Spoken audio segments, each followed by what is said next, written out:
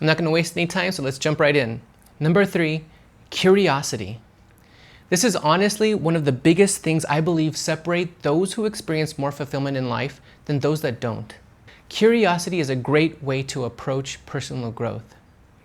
Being curious about knowledge, emotions, and behaviors, especially of those you consider to be more successful than you, leads to a more positive outlook and intrinsic motivation as opposed to experiencing envy and complaining about why others have it better than you.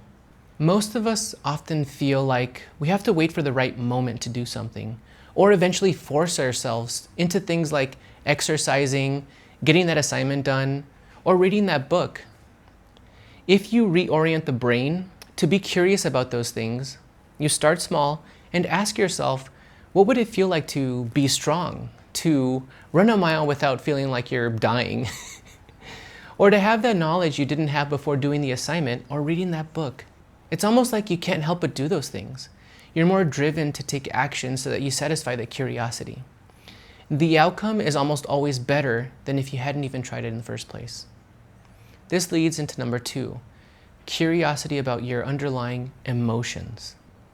As kids, we wear our heart on our sleeves, and while we're still learning to regulate our emotions, we're definitely more open and willing to experiencing them. As we grow from kids to teens, we become a lot more guarded with our emotions.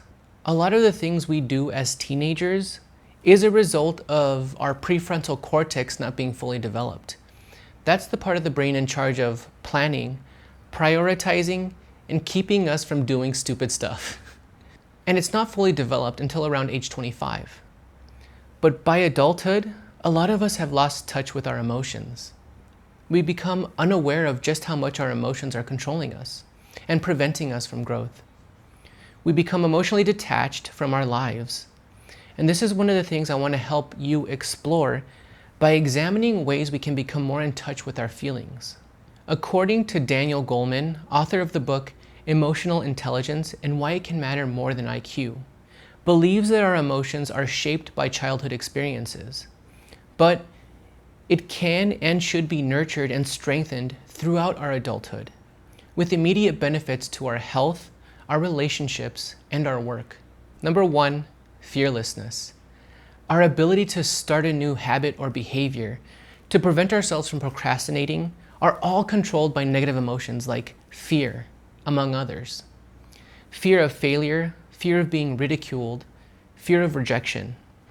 These are all things that we aren't typically concerned with as kids.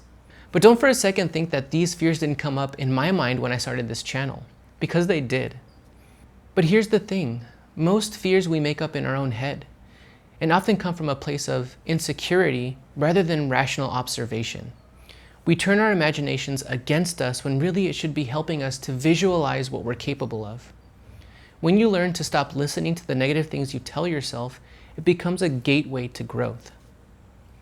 What I do before starting something for the first time is 1, I try to get myself to be more aware of the fears I'm making up in my head and why they might be holding me back by writing it down. 2, I reorient my thoughts to go from negative imagination to being curious, examining any emotions that might be holding me back, taking a deep breath, and taking that first step toward conquering my fears. That's it for this one, and until next time, keep learning and keep growing.